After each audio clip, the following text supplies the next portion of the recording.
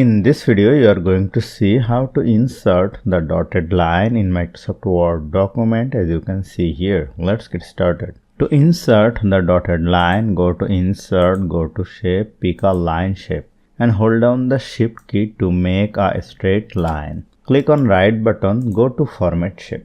Go to Solid Fill. If you want, you may change the fill color. And from the wide, you can change the wide of your line.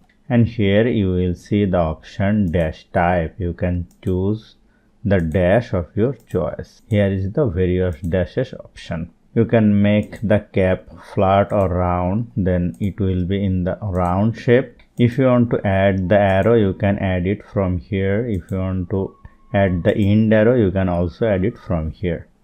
And this is looking very beautiful. So hope you found this video helpful. If you like this video, please share this video with your friends and family, and don't forget to subscribe. Thank you.